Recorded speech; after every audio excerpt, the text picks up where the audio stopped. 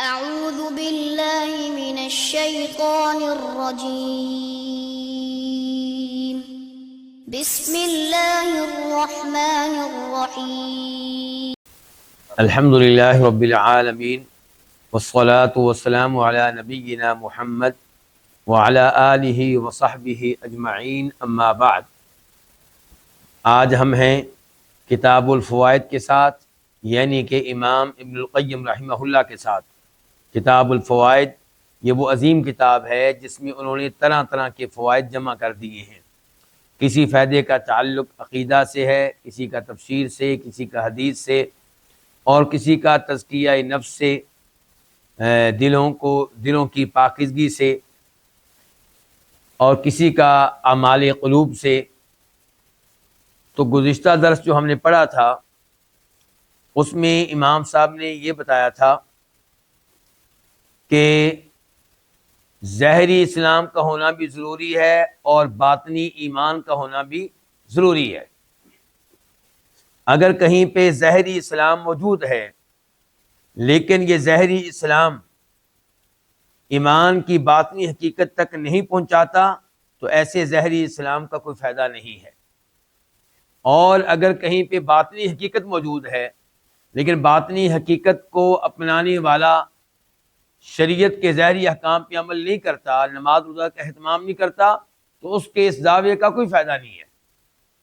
بلکہ یہاں تک کہہ دیا تھا امام صاحب نے کہ اگر کسی کا دل اللہ کی محبت سے پھٹ جائے، کسی کا دل اللہ کے خوف سے پھٹ جائے لیکن اللہ تعالیٰ کے احکام کو نہ اپنائے، ظاہری شریعت پہ عمل نہ کرے، روزے نہ رکھے، نمازیں نہ پڑھے، تو اس کو اس چیز کا کوئی فائدہ نہیں ہوگا، وہ جہنم کی آگ سے نہیں بچ سکے گا۔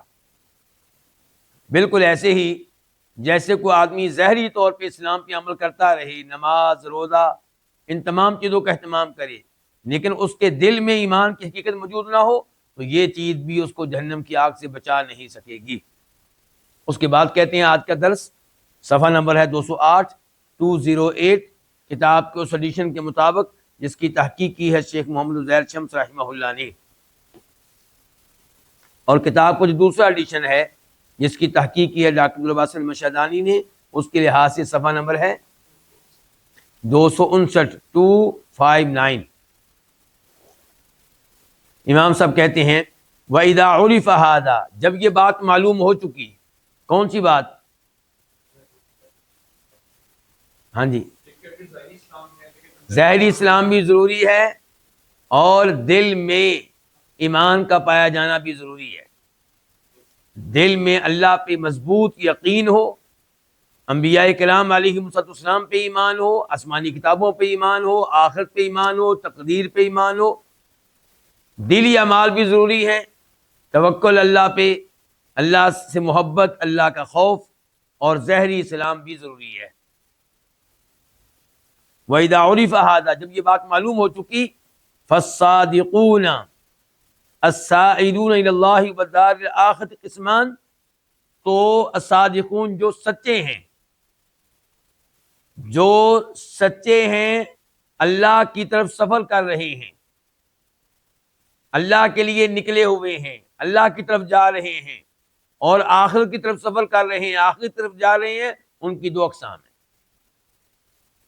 یعنی کہ وہ لوگ جو اللہ رب العزت کو پانا چاہتے ہیں، اللہ کے مقرب بندے بننا چاہتے ہیں، آخرت کی تیاری کرنا چاہتے ہیں، ایسے لوگ جو ہیں ان کی دو اقسام ہیں۔ قسم صرفوا ما فضل من اوقاتهم بعد الفرائض الى النوافل البدنیہ وجعلوها دأبهم، ایک قسم، یہ قسم کس چیز کی بلا؟ لوگوں کی۔ کون سے لوگوں کی؟ جو اللہ کو پانے کے لیے نکلے ہوئے ہیں اور آخرت کی کامیابی کے لیے نکلے ہوئے ہیں، یعنی کہ محنت کر رہے ہیں۔ قسم، ایک قسم ان لوگوں کی صرف، جنہوں نے فرائض کے بعد اپنے باقی ماندہ اوقات کو پھیر دیا بدنی نوافل کی طرف، وجعلوها اور ان بدلی نوافل کو انہوں نے اپنی عادت بنا لیا. تو پہلی قسم کن لوگوں کی ہو گئی؟ اچھا، یہ دونوں اقسام جو ہے فرائض پہ عمل کرتی ہیں. یہ دونوں اقسام لوگوں کی، یہ دونوں قسمیں فرائض پہ عمل کرنے والے لوگوں کی ہیں. دونوں میں ظاہری اسلام بھی پایا جاتا ہے اور باطنی اسلام بھی پایا جاتا ہے. اور یہ دونوں اللہ کو پانے کے لیے نکلے ہوئے ہیں، اللہ کو راضی کرنے کے لیے نکلے ہوئے ہیں، اللہ کے محبوب بندے بننے کے لیے محنت کر رہے ہیں، اعمال کر رہے ہیں اور آخرت کی تیاری کر رہے ہیں. ان کی فرما رہے دو اقسام ہیں، اور یہ دونوں اقسام فرائض پہ عمل کرتی ہیں. فرائض کے بعد کیا کرنا ہے یہ مسئلہ ہے. فرائض کے بعد کیا کرنا ہے یہ مسئلہ ہے. کس عمل کو ترجیح دینی ہے، کس چیز کو ترجیح دینی ہے. جو پہلی قسم ہے ان کی ترجیح جو ہے کس چیز پہ ہے؟ بدنی نوافل، نفل نمازیں پڑھتے ہیں، اس قسم کے نفلی روزے رکھتے ہیں، اور دیگر جو نفلی عبادات پائی جاتی ہیں وہ کرتے ہیں. امام صاحب کہنا چاہتے ہیں کہ لیکن ان کے ہاں دلی اعمال کا اہتمام نہیں ہے. دلی اعمال کا اہتمام نہیں ہے. دلی اعمال ہوتے کیا ہیں؟ مثال کے ایمان جو ہے یہ دلی عمل ہے. اللہ پہ یقین کہ اللہ ہے، فرشتوں پہ یقین، یہ ایمان جو ہے دلی عمل ہے. توکل، اللہ پہ بھروسہ ہونا، یہ کون سا عمل ہے؟ دلی عمل ہے. محبت اللہ تعالیٰ سے کیا ہے؟ دلی عمل ہے. اللہ کا خوف یہ کیا ہے؟ دلی عمل ہے. اور ایسے ہی صبر دلی عمل ہے، اخلاص دلی عمل ہے. تو یہ سارے دلی اعمال ہیں. تو یہ پہلی قسم لوگوں کی ہے، فرائض کے بعد ان کی توجہ کس چیز کے اوپر ہے؟ بدنی نوافل پہ. یعنی کہ ان کی توجہ نہیں ہے دلی اعمال پہ. دلی اعمال ہیں لیکن ان کے اوپر خاص قسم کی توجہ نہیں ہے. تو کہتے ہیں قسم، ایک قسم ان لوگوں کی صرف جنہوں نے کر دیا، پھیر دیا ما فضل من اوقاتہم بعد الفرائض، فرائض کے بعد جو ان کے اوقات زائد ہیں، فضلہ بچ گئے، زائد، ان کو کدھر پھیر دیا، کدھر لگا دیا انہوں نے اپنے اوقات کو؟ الی النوافل البدنیہ، بدنی نوافل کی طرف. وجعلوها، اور انہوں نے بنا لیا نفلی بدنی نوافل کو دابہم، اپنا معمول، اپنی عادت، من غیر حرص منہم، بغیر اس کے کہ ان میں حرص ہو، ان میں لالچ ہو، ان میں طمع ہو. کس چیز کی لالچ، کس چیز کا طمع؟ علی تحقیق کی اعمال القلوب و منازلها و احکامها، دلی اعمال کو اختیار کرنے پہ، و منازلها، اور دل کی منازل کو اختیار کرنے پہ، وہ احکامها، اور ان کے احکام کی طرف ان میں کوئی حرص نہیں ہے اور اس معاملے میں کوئی خاص قسم کا شوق نہیں ہے. دلی اعمال، دلی منازل، دلی اعمال، دلی منازل وہی چیزیں جو پہلے میں ذکر کر چکا ہوں. اور ان کے احکام کی طرف بھی توجہ نہیں ہے. کن کے احکام؟ قلبی اعمال، دلی اعمال کے احکام کیا ہیں؟ مثال کے طور پہ اخلاص کا کیا حکم ہے؟ اخلاص نہیں ہے تو تب کیا ہے؟ توکل کا کیا حکم ہے؟ محبت، خشیت. وَإِن لَّمْ يَكُونُوا خَالِينَ مِنْ أَصْلِهَا، اگرچہ یہ لوگ خالی نہیں ہیں من اصلها، دلی اعمال کی بنیادوں سے. دلی اعمال کے اساس ان میں موجود ہے. اخلاص پایا جاتا ہے، توکل موجود ہے، محبت موجود ہے، خشیت موجود ہے، لیکن ایک خاص جو اہتمام ہوتا ہے وہ موجود نہیں ہے. لیکن ہممہم مصروفۃ الی الاستکثار من الاعمال، لیکن ان کی ہمت جو ہے وہ کثرت اعمال کی طرف متوجہ ہے. ان کی جو ہمت ہے وہ کس طرف لگی ہوئی ہے؟ کثرت اعمال کی طرف، کہ آج اتنے نفل پڑھے ہیں تو کچھ نفل اور ہو جائیں، اتنے سپارے پڑھے ہیں کچھ اور ہو جائیں. وقسم، آپ پہلی قسم ذکر کرنے لگے کہ دوسری؟ آپ میرے ساتھ ہی ہیں نا؟ پچھلی لائن بھی ساتھ ہی ہے. وقسم، اور ایک قسم. یہ قسم کس چیز کی ہے؟ کتابوں کی کہ علماء کی؟ لوگوں کی. کون سے لوگ؟ جن میں اسلام بھی ہے ایمان بھی ہے اور دونوں فرائض پہ عمل کرتے ہیں. یہ جو اقسام میں فرق ہے وہ فرائض کے بعد ہے.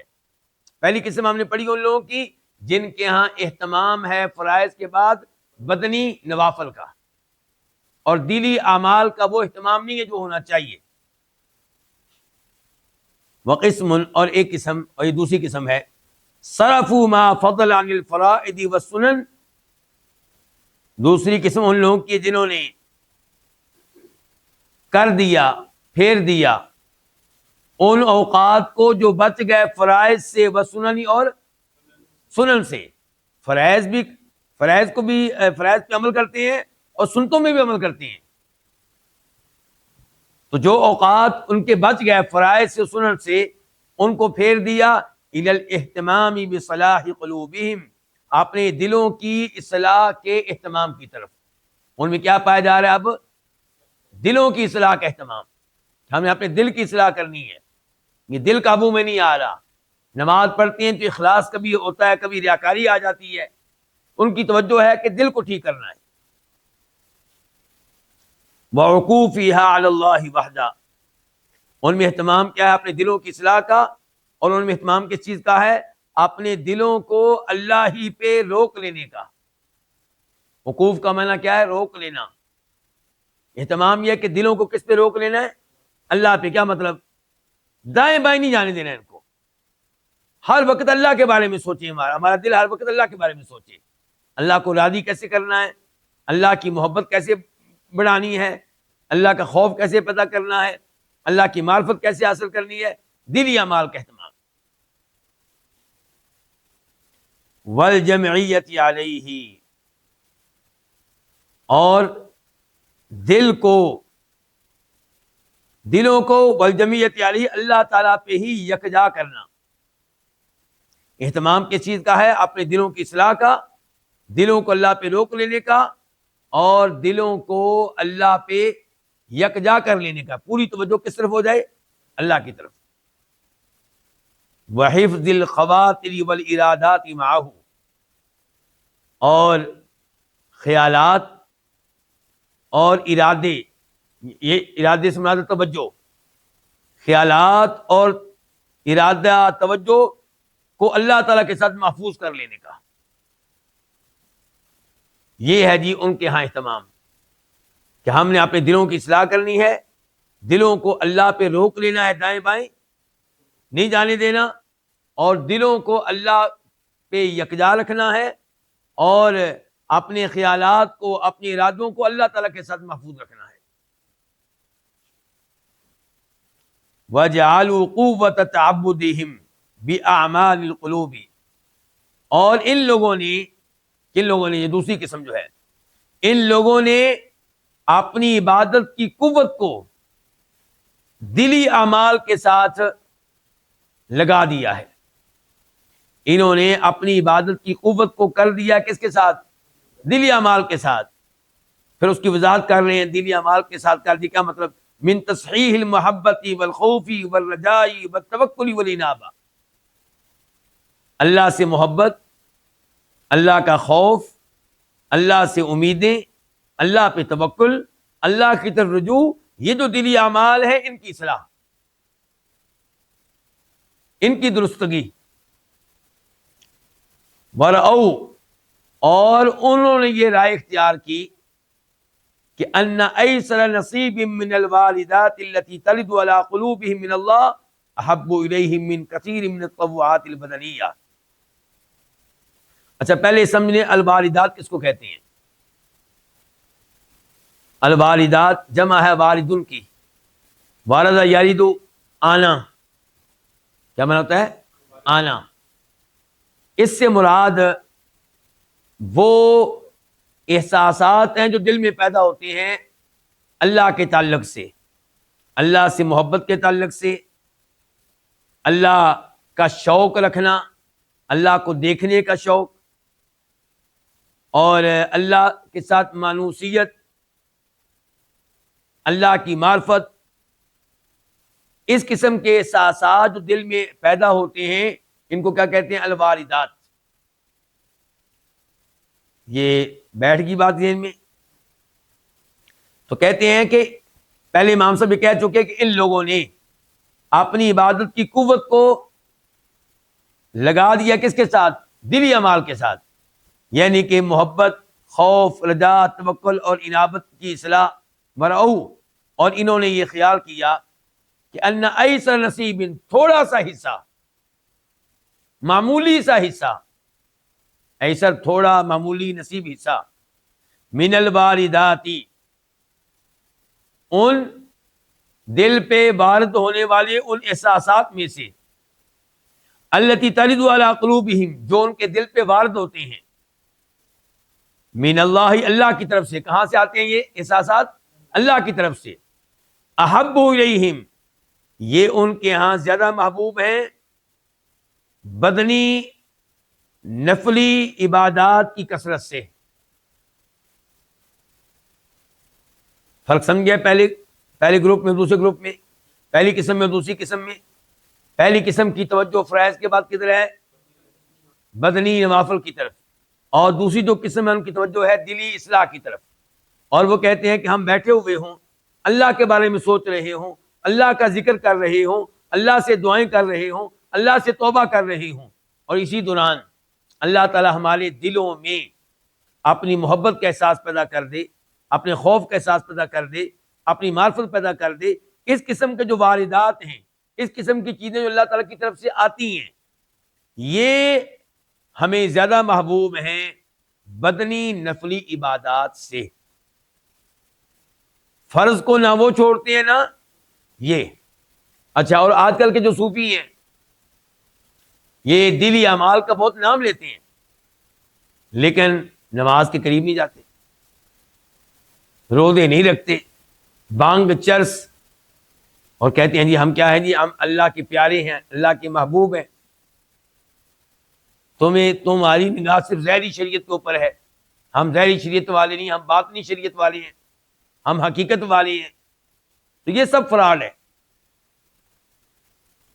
جس تزکیہ نفس کی باتیں ہمارے سلف کیا کرتے تھے وہ اور ہے، وہ آج آپ نے دیکھ لیا کہ دونوں گروہ جو ہیں وہ فرائض کا اہتمام اچھی طرح کرتے ہیں، فرائض کے بعد اب کیا کرنا ہے، اور سنن بھی پڑھتے ہیں، سنتے بھی پڑھتے ہیں، سنتوں کا بھی اہتمام کرتے ہیں۔ وہ سنت نمازیں ہوں یا مسنون روزے ہوں یا مسنون حج ہو یا مسنون عمرہ ہو، ان تمام چیزوں کا اہتمام کرتے ہیں۔ اس کے بعد رہ گئی وہ چیزیں جن کو آپ نفلی کہہ سکتے ہیں، تو وہاں پہ پھر یہ دو طرح کی چیزیں پائی جاتی ہیں۔ ایک طرف کیا پایا جاتا ہے شیخ مزمل؟ ہاں جی، میں شیخ مزمل کو موبائل بلانا چاہتا ہوں، الحمدللہ آج ان کے پاس نہیں ہے، میں بڑا خوش ہوں آج۔ تو کیا ہے پہلے نمبر پہ؟ کیا ہے پہلا گروپ جو ہے ان کا اہتمام کیا ہے؟ نفلی عبادات کی طرف، اور جو دوسرا گروپ ہے وہ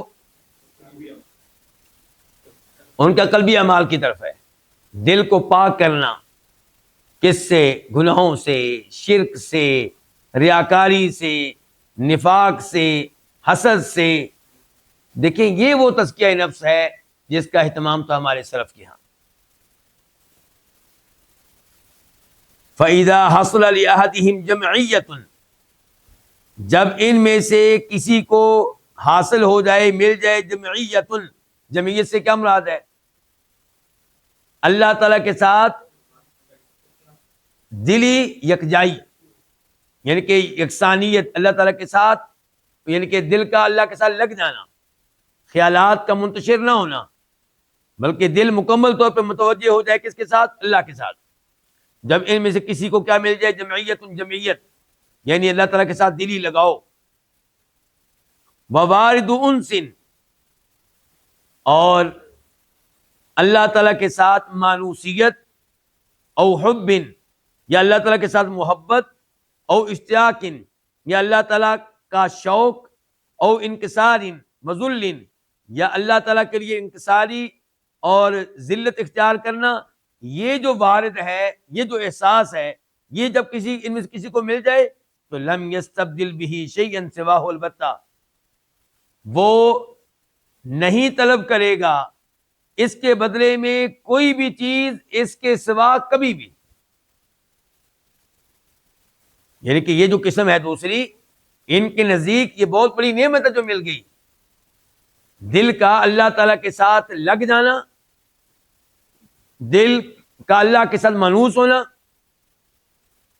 عام طور پہ لوگ اللہ کے ساتھ مانوس نہیں ہوتے، قرآن کی تلاوت کر رہے ہوں گے لیکن بس وہ نیکیاں کہ جناب 10 نیکیاں ملتی ہیں، لیکن یہ نہیں کہ اللہ کی محبت پیدا ہو رہی ہو قرآن پڑھتے ہوئے.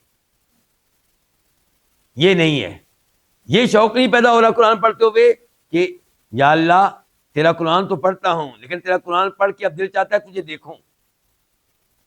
یہ چیز پیدا نہیں ہوتی.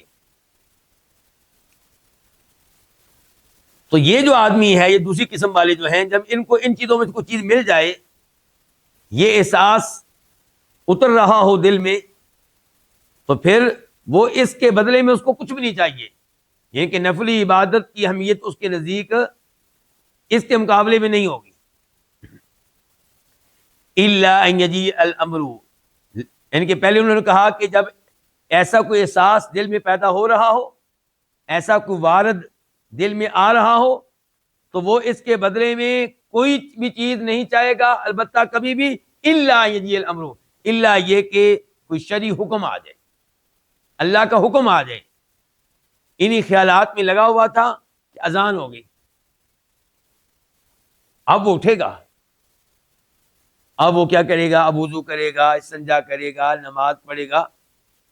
تو یہ ہے الا یجیء الامر، الا یہ کہ کوئی شرعی حکم آ جائے، اللہ کا حکم آ جائے. فیبادر الیہ، تو وہ اس کی طرف جلدی کرے گا، اس کو جلدی سے اختیار کرے گا، جلدی سے اس کی تعمیل کرے گا. کس کی؟ اس حکم کی. بذالک الوارد، اس والد کے ساتھ ساتھ، اس قلبی والد کے ساتھ ساتھ، اس دلی احساس کے ساتھ. ان امکنہ، اگر یہ اس کے لیے ممکن ہو. کیا ممکن ہو؟ ان دونوں کو جمع رکھنا، ان دونوں کو جمع رکھنا. یعنی کہ جو حکم آ گیا اللہ کی طرف سے، اس پہ اس کی تعمیل بھی کرنی ہے، اور ساتھ ساتھ دل میں وہ احساس بھی زندہ رکھنا ہے، وہ دلی کیفیت بھی قائم رکھنی ہے. دلی کیفیت کیا تھی؟ کہ دل اللہ تعالیٰ کے ساتھ لگا ہوا تھا، دل میں ایک اللہ کا خوف پیدا ہو چکا تھا، دل میں اللہ کی محبت پیدا ہو چکی تھی، دل میں اللہ کو دیکھنے کا شوق پیدا ہو چکا تھا، دل اللہ کے ساتھ مانوس ہو چکا تھا. وَإِلَّا، ورنہ کیا مطلب؟ اگر دونوں کو جمع کرنا ممکن نہ ہو. وَإِلَّا، ورنہ بادر للعمل، وہ جلدی کرے گا اللہ کے حکم کی تعمیل کی طرف. وَلَوْ ذَهَبَ الْوَارِدُ، چاہے یہ دلی وارد، یہ قلبی وارد چلا جائے. اللہ کے ساتھ جو دل لگا ہوا تو اس کا سلسلہ چاہے ٹوٹ جائے، لیکن وہ اس حکم کے اوپر عمل کرے گا جو اللہ نے دے دیا ہے. فَإِذَا جَاءَتِ النَّوَافِلُ، پس جب نفلی عبادات آ جائیں. یعنی کہ امام صاحب نے کہا تھا کہ لوگوں کی یہ جو قسم ہے، ان کو جب اللہ تعالیٰ کے ساتھ لگاؤ مل جائے، مانوسیت مل جائے، اللہ کی محبت کا احساس دل میں پیدا ہو رہا ہو، اللہ کو دیکھنے کا شوق پیدا ہو رہا ہو، اللہ کے لیے انصاری پیدا ہو رہی ہو، تو اس کو اس کے مقابلے میں کوئی اور چیز نہیں چاہیے. الا یہ کہ کوئی حکم آ جائے، کوئی فرض آ جائے، کوئی واجب آ جائے، تو پھر یہ کوشش کرے گا دونوں کو جمع کرے. جمع ممکن نہ ہو تو فرض کو ترجیح دے گا. کہتے ہیں لیکن اذا، اب کہنے لگے فَإِذَا جَاءَتِ النَّوَافِلُ، اگر نفلی عبادات آ جائیں، فَهَا هُنَا مُعْتَرَكُ التَّرَدُّدُ، تو یہاں پہ تردد کا آپس میں مارکا ہوگا، مقابلہ ہوگا. کس کا مقابلہ ہونے لگا جی؟ تردد کا مطلب کیا کہ یہ کروں کہ وہ کروں. فہا ہونا، تو یہاں پہ معترک التردد، یہاں پہ تردد کا کیا ہوگا؟ کہ مار کا آزمائی ہوگی. فَإِنْ أَمْكَنَ الْقِيَامُ إِلَيْهَا بِهِ فَذَاكَ، اگر ممکن ہوا القیام الیہا، ان کو قائم کرنا، کن کو؟ نفلی عبادات کو، بھی اس کے ساتھ، کس کے ساتھ؟ دلی کیفیت کے ساتھ، فدا کا، تو پھر وہ یہی کرے گا۔ وَإِلَّا نَظَرَ فِي الْأَرْجَحِ وَالْأَحَبِّ إِلَى اللَّهِ، ورنہ وہ دیکھے گا کہ اللہ تعالیٰ کے ہاں ان دونوں میں سے زیادہ راجح کون سا ہے، زیادہ محبوب کون سا ہے۔ هل هو القیام الی تلک النافلہ، کیا وہ اس نفلی عبادت کو قائم کرنا، ولو ذهب والدہ، اگرچہ اس کی یہ دلی کیفیت چلی جائے، کاغاثۃ الملہوف، جیسا کہ کسی پریشان حال شخص کی مدد کرنا۔ اب جب پریشان حال شخص کی مدد کریں گے، اس سے بات چیت کریں گے، ظاہر ہے وہ دلی کیفیت ختم ہو جائے گی۔ وَإِرْشَادِ ضَالٍ، کسی بھٹکے ہوئے انسان کی رہنمائی کرنا۔ بھٹکا ہوا دو طرح کا ہو سکتا ہے، دینی لحاظ سے بھٹکا ہوا، اس کو نماز پڑھنے کا طریقہ نہیں آ رہا، اس کو حج کرنے کا طریقہ نہیں آ رہا، اس کو روزے کے مسائل معلوم نہیں ہیں، یا راستہ بھولا ہوا، جہاں وہ جانا چاہتا ہے اس کو پتہ نہیں چل رہا کس گلی میں جانا ہے، کون سے روڈ پہ جانا ہے۔ وَجَبْرِ مَكْسُورٍ، مکسور وہ انسان جس کا دل ٹوٹا ہوا ہے، اور جس کا دل ٹوٹا ہوا ہے، جبر اس کے دل کو جوڑنا، اس کی دلجوئی کرنا، اس کا حوصلہ بڑھانا، اس کو ہمت دینا۔ وَاسْتِفَادَةِ ایمان وَنَحْوِ ذَلِکَ، اور ایمان وغیرہ حاصل کرنا۔ فَہَا هُنَا يَنبَغِي تَقْدِيمُ النَّافِلَةِ الرَّاجِحَةِ، تو یہاں پہ نفلی جو عمل ہے، نفلی راجع عمل کو مقدم کرنا چاہیے۔ یہاں پہ نفلی راجع عمل کو مقدم کرنا چاہیے، نفلی راجع اعمال کو مقدم کرنا چاہیے۔ وَمَتَى قَدَّمَهَا لِلَّهِ، اور جب بھی وہ انسان ان راجع نفلی اعمال کو مقدم کرے گا اللہ کی خاطر، رغبتاً فیہ، اللہ تعالیٰ میں رغبت رکھتے ہوئے، وتقربا الیہ، اور اللہ کے قرب کو ڈھونڈتے ہوئے، فإنہ یرد علیہ ما فات من والدہ، تو اس کے اوپر وارد ہوگا جو اس کا وارد ختم ہو چکا، جو اس کا وارد جو ہے چھوٹ چکا، وہ دلی کیفیت، تو قائم ہوگی اس کے اوپر وہ دلی کیفیت، جو اس کی دلی کیفیت جاتی رہی اقوا، اس سے کہیں زیادہ مضبوط، مما کان فی وقت آخر، جو تھی کسی اور وقت میں، یعنی کہ اللہ تعالیٰ اس کی یہ دلی کیفیت پھر قائم کر دے گا، کیونکہ وہ اللہ تعالیٰ کی خاطر اٹھا ہے، نفلی عبادت کے لیے، کسی غریب کی مدد کے لیے، کسی گمراہ انسان کی رہنمائی کے لیے، کسی پریشان انسان کو حوصلہ دینے کے لیے۔ وَإِنْ كَانَ الْوَارِدُ أَرْجَحَ مِنَ النَّافِلَةِ، اور اگر دل میں آنے والا وہ احساس، دل میں قائم وہ کیفیت، ارجح من النافلہ، وہ نفلی اعمال سے زیادہ راجح ہے، ان سے زیادہ قوی ہے، فالحزم لہ، تو اس کے لیے احتیاط اسی میں ہے، اس کے لیے عقل مندی اسی میں ہے کہ الاستمرار فی والدہ، کہ وہ اپنی اس دلی کیفیت میں قائم رہے، حتی یتواری عنہ، حتیٰ کہ یہ چیز اس سے چھپ جائے، مخفی ہو جائے، اس کی یہ دلی کیفیت جاتی رہے۔ فإنہ یفوت والنافلۃ لا تفوت، کیونکہ یہ دلی کیفیت جو ہے یہ کیا ہو جائے گی، ہاتھوں سے نکل جائے گی، چھوٹ جائے گی، اگر اس کو اب چھوڑ دیا تو پھر ہاتھوں سے نکل جائے گی، والنافلۃ، اور نفلی اعمال وہ ہاتھوں سے کبھی نہیں نکلیں گے، بعد میں بھی آپ کر سکتے ہیں۔ وَهَذَا مَوْضِعٌ يَحْتَاجُ إِلَى فَضْلِ فِقْهٍ فِي الطَّرِيقِ وَمَرَاتِبِ الْأَعْمَالِ وَتَقْدِيمِ الْأَهَمِّ مِنْهَا فَالْأَهَمُّ، یہ ایسی جگہ ہے، یہ ایسا مقام ہے جہاں پہ ضرورت ہے، حاجت ہے کس چیز کی؟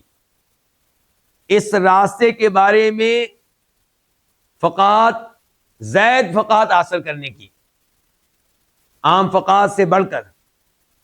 یہ ایسا مقام ہے کہ جس میں حاجت ہے اس راستے میں جو جس فقاہت کی ضرورت ہے اس سے زائد فقاہت حاصل کرنے کی۔ ومراتب الاعمال، اور اعمال کے مقام و مرتبہ کے بارے میں بھی فقاہت کی ضرورت ہے، کس عمل کا کیا مرتبہ ہے، کس کو ترجیح دینی ہے، کس کو پیچھے کرنا ہے۔ وتقدیم الاہم منها فالاہم، اور ان میں سے جو زیادہ اہمیت رکھنے والا ہے اس کو مقدم کرنا، اور پھر جو اس کے بعد اہمیت رکھنے والا اس کو مقدم کرنا۔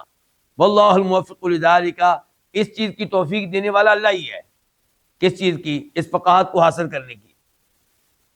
لا الہ غیرہ، اس کے سوا کوئی معبود برحق نہیں۔ ولا رب سواہ، اس کے سوا کوئی رب نہیں۔ عبادت کے لائق بھی وہی ہے، رب بھی وہی ہے، خالق وہی ہے، مالک وہی ہے، سارے امور کی تدبیر کرنے والا صرف اور صرف وہی ہے۔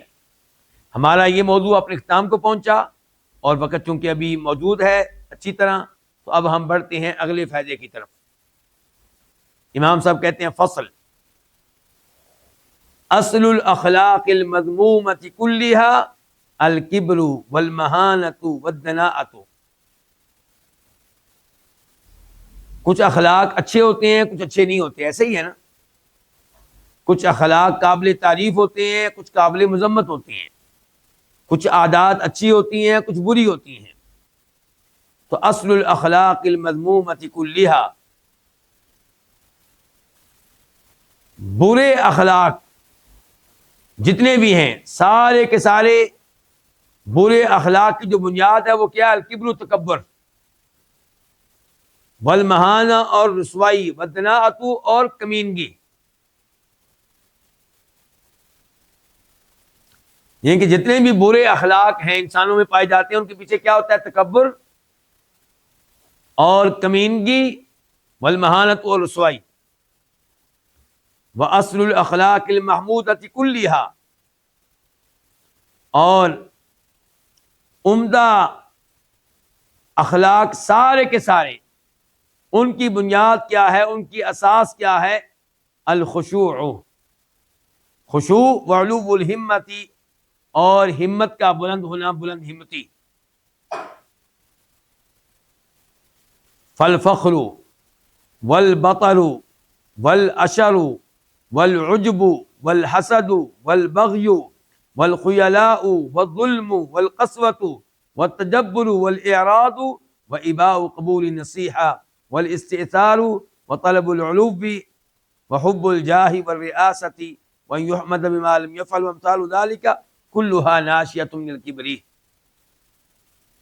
کہتے ہیں فخر کرنا، والبطر اور اترانا، والعشر اور اکڑنا۔ البطر آتا ہے نا اس حدیث میں، الکبر بطر الحق بغمط الناس۔ تکبر کیا؟ حق بات کو ریجیکٹ کر دینا لیکن تکبر کے ساتھ۔ وغمط الناس، لوگوں کو حقیر جاننا۔ اور لفظ عشر کو دیکھنا ہو تو آپ اس آیت کو دیکھ لیں، سورہ قمر کی، اَأُلْقِیَ الذِّکْرُ عَلَیْہِ مِن بَیْنِنَا بل هو کذاب اشر۔ صالح علیہ السلام کے بارے میں ان کی قوم سمود کہہ رہی ہے کہ کیا اللہ کی طرف سے نصیحت نامہ اس آدمی پہ نازل کیا گیا ہے، ہم سب کو چھوڑ کے، ہماری ساری معزز شخصیات کو چھوڑ کے اس معمولی سے آدمی کے اوپر یہ نازل کیا گیا ہے۔ یعنی کہ اگر یہ واقعی اللہ کی طرف سے ہوتا تو اللہ ہمارے اوپر نازل کرتا، ہم ہیں حقدار۔ میں چودھری صاحب ہوں، وہ چودھری صاحب ہیں، وہ چودھری صاحب ہیں، ان میں سے کسی کے اوپر اللہ کتاب نازل کرتے، شریعت نازل کرتے۔ اصل بات یہ ہے کہ بل ہوا کذاب اشر، یہ آدمی جو ہے صالح، یہ بہت جھوٹا ہے، اشر، یہ ابھی ہم پڑھ رہے ہیں کیا؟ اکڑنے والا ہے۔ تو اشر اکڑنے والا، الاشر اکڑنا۔ تو کہتے ہیں فالفخر فخر، والبطر اور اترانا، والاشر اور اکڑنا، والعجب خود پسندی، اور حسد والبغی و سرکشی، والخیلاء اس کا معنی بھی تکبر ہوتا ہے، آپ غرور کر لیں، والظلم اور ظلم، والقسوۃ اور سخت دلی، والتجبر اور سرکشی، والاعراض اور دوسروں سے اعراض کرنا، واباء قبول نصیحہ اور نصیحت قبول کرنے سے انکار کر دینا، والاستئثار اور اپنے آپ کو دوسروں پہ ترجیح دینا،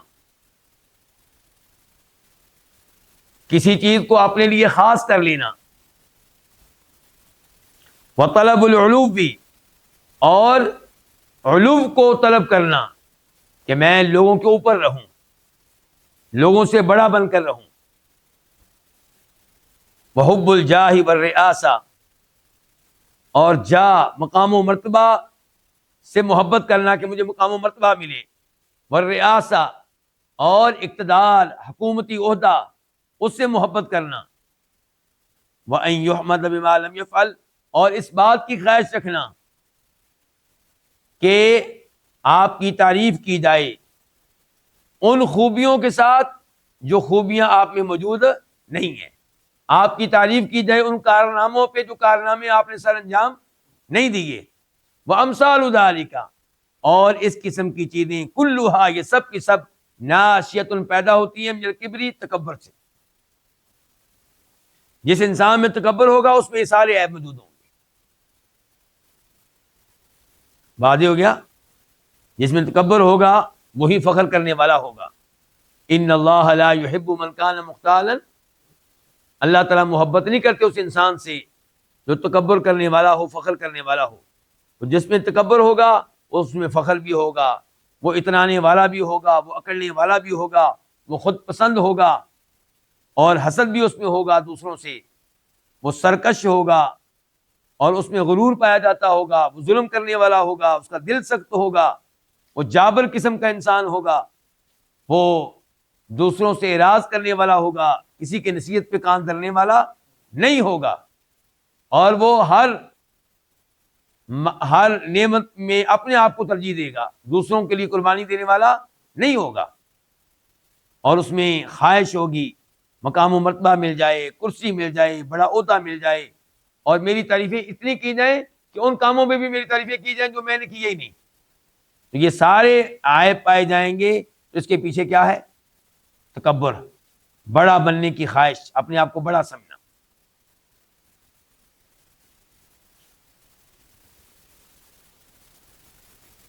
اس کے بعد امام صاحب کہتے ہیں وَأَمَّا الْكَذِبُ جہاں تک تعلق ہے جھوٹ کا، وَالْخِسَّةُ رذالت کا، وَالْخِيَانَةُ خیانت، وَالرِّيَاءُ ریاکاری، نیک عمل کرنا لوگوں کو دکھانے کے لیے، وَالْمَكْرُ خفیہ چالیں چلنا، سازشیں کرنا، وَالْخَدِيعَةُ دھوکہ دینا، وَالطَّمَعُ لالچ رکھنا،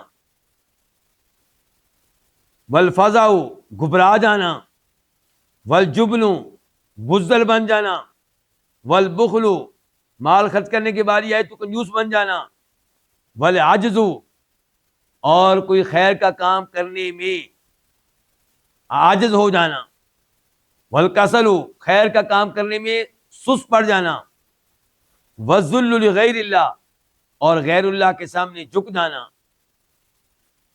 وَاسْتِبْدَالُ الَّذِي هُوَ أَدْنَىٰ بِالَّذِي هُوَ خَيْرٌ اور وہ چیز جو گھٹیا ہے اس کو اس کے بدلے میں لینا جو اچھی چیز ہے، وَنَحْوُ ذَلِكَ اور اس قسم کے دیگر جو اوصاف ہیں، جو اخلاق ہیں، فَكُلُّهَا یہ سب کے سب کہاں سے پیدا ہوتے ہیں؟ من المہانتی رسوائی سے، بدناتی کمینگی سے، وصغر نفسی اور چھوٹے پن سے۔ جس کا دل چھوٹا سا ہوگا، کمینہ سا آدمی ہوگا، اس میں یہ عادت پائی جائیں گی، کیا جھوٹ بولنا، خیانت کرنا، ریاکاری، دوسروں کے خلاف سازشیں کرنا، دھوکہ دینا دوسروں کو، لالچ رکھنا کسی کے مال میں، اور جب پھر تھوڑی سی ڈرانے کی باری آئے تو وہاں پہ خوفزدہ ہو جانا، بزدل بن جانا، خرچ کرنے کی باری آئے تو کنجوس بن جانا، اور کئی اعمال کرنے میں عاجز ہو جانا، کوشش کے باوجود نہیں کر سکتا۔ اور کبھی جو ہے کر سکتا ہے لیکن سست پڑ جانا، غیر اللہ کے سامنے جھک جانا. تو یہ جو اس قسم کی جو بری عادات، برے اخلاق پائے جاتے ہیں، اس کے پیچھے کیا ہے کہ انسان کا نفس چھوٹا ہو، دل چھوٹا ہو، کمینہ قسم کا آدمی ہو، اس میں یہ چیزیں پائی جاتی ہیں. وَأَمَّا الْأَخْلَاقُ الْفَاضِلَةُ، جہاں تک تعلق ہے فضیلت والے اخلاق کا، ایسے امور کا جو عمدہ اخلاق پہ مبنی ہیں،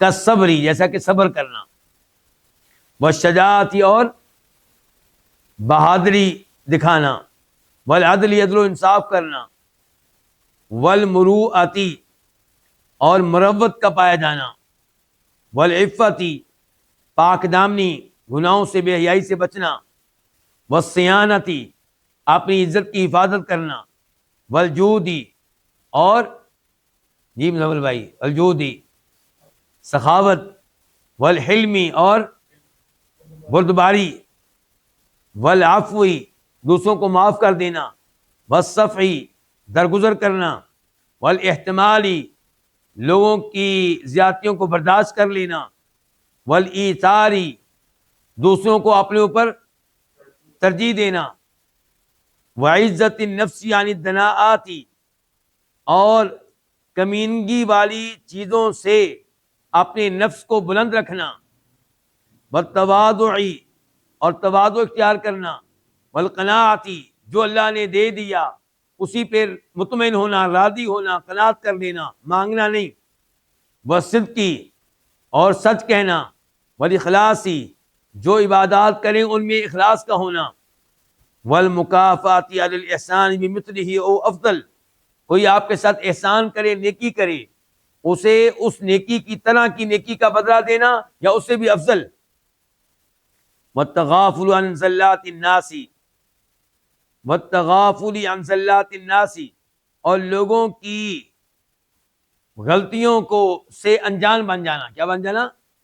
پتا ہے کس نے میرے ساتھ زیادتی کی ہے لیکن ایسے ظاہر کرنا کہ مجھے پتہ ہی نہیں.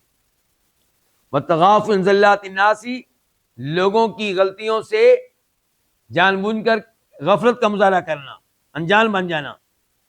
وترک الاشتغال بما لا یعنیہ، اور جن امور سے آپ کا کوئی تعلق نہیں ہے، کوئی لینا دینا نہیں ہے، ان میں مشغول نہ ہونا. یعنی کہ آپ کا پڑوسی ہے، اس کے بارے میں خام خواہ تجسس قائم نہ کرنا. آپ کو کیا لگے کہ وہ کیا کرتا ہے، جب تک آپ کو کوئی غلطی نظر نہیں آ رہی بس ٹھیک ہے، وہ جانے، اس کا کام جانے.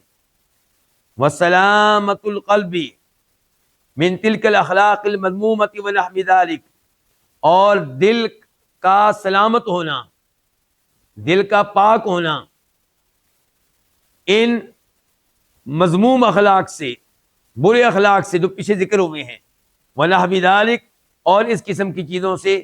فکلھا، تو یہ سب کے سب امور جو ہیں، یہ سب کے سب عمدہ اخلاق جو ہیں، ناشیۃ، پیدا ہوتے ہیں الخشوع، خشوع و خضوع سے، وعلو الہمت، اور بلند ہمتی سے. جب آپ کی ہمت بلند ہوگی، آپ میں تواضع پائی جاتی ہوگی، تو پھر آپ میں یہ عمدہ چیزیں پیدا ہوں گی، صبر کرنا، اور بہادری، عدل و انصاف، مروت کا پایا جانا، والعفت، پاک دامنی، کسی سے پاک دامنی، بے حیائی کے امور سے، والصیانہ، اپنی عزت کی حفاظت خود کرنا، سخاوت کرنا، بردباری کا مظاہرہ کرنا، لوگوں کو معاف کر دینا، درگزر کرنا، لوگوں کی زیادتیاں ہونے پہ برداشت کا مظاہرہ کرنا، اوروں کو اپنے اوپر ترجیح دینا. وَيُؤْثِرُونَ عَلَىٰ أَنفُسِهِمْ لَوْ كَانَ بِهِمْ خَصَاصَةٌ، اور آپ کے نفس کا کمینگی پہ مشتمل چیزوں سے بلند ہونا، اور تواضع اختیار کرنا، قناعت، جو اللہ نے دے دیا اس پہ راضی رہنا، سچائی، اخلاص. لوگ آپ کے ساتھ احسان کریں تو احسان کا بدلہ احسان سے دینا. هل جزاء الاحسان الا الاحسان او افضل، یا احسان کے بدلہ اس سے بہتر احسان کے ساتھ دینا. اور لوگوں کی غلطیوں سے جان بوجھ کے غافل بن جانا، انجان بن جانا، اور لا یعنی امور سے اجتناب کرنا، بچنا، دور رہنا، اور دل کو جو اوپر گزرے ہیں برے اخلاق ان سے محفوظ رکھنا. تو یہ سب چیزیں جو ہوتی ہیں ان کے پیچھے کیا ہوتا ہے؟ خشوع و خضوع اور بلند ہمتی. امام صاحب کہتے ہیں واللہ سبحانہ اخبر عن الارض بانہا تکون خاشعہ. اللہ تعالی نے زمین کے بارے میں بتایا ہے کہ زمین ہوتی ہے خاشعتاً، دبی ہوئی. مراد کیا؟ بنجر. اصل میں اشارہ کرنے لگے ہیں اس آیت کی طرف. وَمِنْ آيَاتِهِ أَنَّكَ تَرَى الْأَرْضَ خَاشِعَةً فَإِذَا أَنزَلْنَا عَلَيْهَا الْمَاءَ اهْتَزَّتْ وَرَبَتْ وَأَنبَتَتْ. چلیں جی، تو کہتے ہیں اللہ نے بتایا ہے زمین کے بارے میں کہ زمین ہوتی ہے دبی ہوئی، بنجر. جب کھیتی نہیں ہے، پودے نہیں ہیں، تو دبی ہوئی ہوگی نا، سرسبز و شاداب ہوگی، حرکت کرنے والی ہوگی جب اس میں فصل ہوگی. تو اللہ نے بتایا زمین کے بارے میں کہ وہ کیا ہوتی ہے؟ دبی ہوئی. ثم ينزل علیہ الماء، پھر اس پہ پانی نازل ہوتا ہے، بارش نازل ہوتی ہے اللہ کی طرف سے. فتہتز، تو وہ حرکت کرنے لگتی ہے. کیا؟ زمین. مراد کیا ہے کہ زمین سے پیدا ہونے والے پودے، فصل، وہ ہوا کے ساتھ حرکت کرتی ہے، کبھی ادھر کبھی ادھر. وَتَرْبُو، اور وہ بڑھتی ہے. وَتَأْخُذُ زِینَتَهَا وَبَهْجَتَهَا، اور یہ زمین اختیار کرتی ہے اپنی زیب و زینت کو، اپنی رونق کو.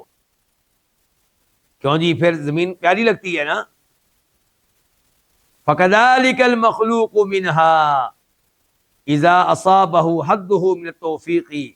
تو اسی طرح وہ مخلوق ہے جس کو پیدا کیا گیا اس سے. کس سے؟ زمین سے. وہ مخلوق کون سی ہے؟ انسان. جس طرح یہ زمین ہے پہلے دبی ہوئی ہوتی ہے، پھر پانی اس پہ اترتا ہے تو حرکت کرتی ہے، بڑھتی ہے، زیب و زینت کو اختیار کرتی ہے، حسن کو اختیار کرتی ہے، کسان کو پیاری لگتی ہے. اسی طرح صورتحال ہے اس انسان کی جو پیدا ہوا ہے اس زمین سے. اذا اصابہ حد من التوفیق، جب اس کو مل جائے حد، اس کا حصہ، من التوفیق، توفیق کے حصے، یعنی کہ اللہ اگر اس کو توفیق دے دے تو وہ بھی جب اس میں خشوع و خضوع ہوگا، جب کیا ہوگا؟ اس میں خشوع و خضوع ہوگا، تو پھر اس میں یہ اچھے اخلاق پیدا ہوں گے. وَأَمَّا النَّارُ، اب تذکرہ کس کا ہونے لگا ہے شیخ مزمل؟ پہلے کس کا ہو رہا تھا؟ زمین کا. جی چلیں جی. وَأَمَّا النَّارُ، اور جہاں تک تعلق ہے کس کا؟ آگ کا. فَطَبْعُهَا الْعُلُوُّ وَالْإِفْسَادُ، تو آگ کا مزاج کیا ہے؟ العلو، بلند رہنا، والافساد، اور خرابی پیدا کرنا. کیوں جی؟ آگ یہی کچھ کرتی ہے نا. آگ لگ گئی گھر تباہ، آگ لگ گئی گاڑی تباہ، آگ لگ گئی دکان اور شاپ تباہ، آپ کے گھر میں آگ لگ گئی گھر کا سامان تباہ، آگ لگ گئی پوری بلڈنگ گر جائے گی. اور پھر آگ نیچے جاتی ہے کہ اوپر کو جاتی ہے؟ اوپر کو. تو امام صاحب کہہ رہے ہیں کہ جہاں تک تعلق ہے آگ کا، فَطَبْعُهَا، اس کا مزاج کے العلو، بلند ہونا، والافساد، اور خرابی پیدا کرنا. ثم تخمد، پھر وہ بجھ جاتی ہے. پہلے اوپر کو جاتی ہے اور تباہ و برباد کر دیتی چیزوں کو، پھر بجھ جاتی ہے. فتصیر احقر شیء وذلہ، تو پھر ہو جاتی ہے حقیر ترین چیز اور ذلیل ترین چیز. کیوں جی؟ پھر وہ آگ کہاں ہوتی ہے؟ ہمارے پاؤں کے نیچے، راکھ بن کر کہاں پہنچ جاتی ہے؟ ہمارے. اب بلندی ہے اس میں.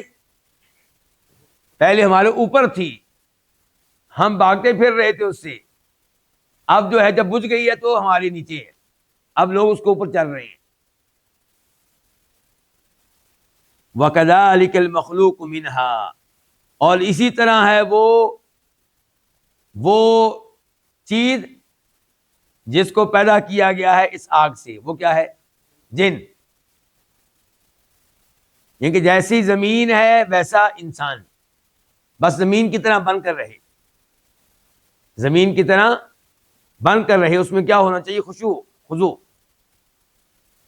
اور آگ جو ہے اس کی طرح ہے کون؟ جن. فَهِيَ دَائِمًا بَيْنَ الْعُلُوِّ إِذَا هَاجَتْ وَاضْطَرَبَتْ. بس یہ آگ ہمیشہ ہوتی ہے بین العلوی، بلندی کے مابین، اذا حاجت جب یہ بڑھ رہی ہو، واضطربت اور حرکت کر رہی ہو، وبین الخست والدناءۃ اور خست رذالت اور کمینگی کے مابین، اذا حملت جب یہ بجھ جائے، وسکن اور تھم جائے، رک جائے، ٹھہر جائے. یعنی کہ آگ بین العلو و بین الخست والدناء، یہ بلندی اور کمینگی اور رذالت کے مابین ہوتی ہے. بلند ہوتی ہے جب بھڑک رہی ہوتی ہے، حرکت کر رہی ہوتی ہے، اور یہ کمینی بن جاتی ہے، ذلیل ترین بن جاتی ہے، حقیر ترین بن جاتی ہے جب بجھ جاتی ہے اور پرسکون ہو جاتی ہے. امام صاحب کہتے ہیں والاخلاق المذمومۃ تابعۃ للنار. برے اخلاق یہ آگ کے تابع ہیں. برے اخلاق کس کے تابع ہیں؟ آگ کے. والمخلوق منہا، بلکہ برے اخلاق تابع آگ کے، والمخلوق منہا، اور یہ تابع ہیں ان کے جن کو پیدا کیا گیا اس سے. کس سے؟ آگ کے. اگر انسان میں برا اخلاق پایا جا رہا ہے تو پتہ ہونا چاہیے کہ برا اخلاق تابع ہے آگ کے اور ان شیطانوں کے جو آگ سے پیدا ہوئے ہیں. والاخلاق الفاضلۃ تابعۃ للارض والمخلوق منہا، اور عمدہ اخلاق، اچھا اخلاق، بہترین اخلاق یہ تابع ہے زمین کے اور اس کے جس کو پیدا کیا گیا ہے مٹی سے، زمین سے. فمن علت ہمتہ وخشعت نفسہ اتصف بکل خلق جمیل. جس کی ہمت بلند ہوگی اور جس کے نفس میں خشوع و خضوع ہوگا، عاجزی ہوگی، انکساری ہوگی، تواضع ہوگی، وہ ہر اچھے اخلاق کے ساتھ متصف ہوگا، اس میں ہر اچھا اخلاق پایا جا رہا ہوگا. ومن دنت ہمتہ، اور جس کی ہمت کیا ہوگی؟ گھٹیا ہوگی، بلند نہیں ہوگی. وطغت نفسہ، اور جس کے نفس میں سرکشی ہوگی، اتصف بکل خلق رذیل، وہ ہر گھٹیا اخلاق کے ساتھ متصف ہوگا، اس میں ہر گھٹیا اخلاق پایا جاتا ہوگا. اللہ رب العزت سے دعا ہے کہ اللہ تعالی ہمیں عمدہ اخلاق اختیار کرنے کی توفیق دے اور برے اخلاق سے اللہ تعالی ہمیں محفوظ رکھے، اور امام ابن القیم رحمہ اللہ کے ان فوائد سے فائدہ اٹھانے کی توفیق دے، اور صاحب کتاب کو امام ابن القیم رحمہ اللہ کو اللہ تعالی جنت میں اعلیٰ مقام عنایت فرمائے، ان کی قبر کو اللہ منور فرمائے، ان کی قبر کو اور ان کے شیخ امام ابن تیمیہ رحمہ اللہ کی قبر کو، اور پھر جو ان کے اساتذہ ہیں اوپر تک، نبی علیہ الصلوۃ والسلام تک، سب کے درجات اللہ تعالی مزید بلند فرمائے. وصلی اللہ تعالی علی نبینا محمد وعلی آلہ وصحبہ اجمعین.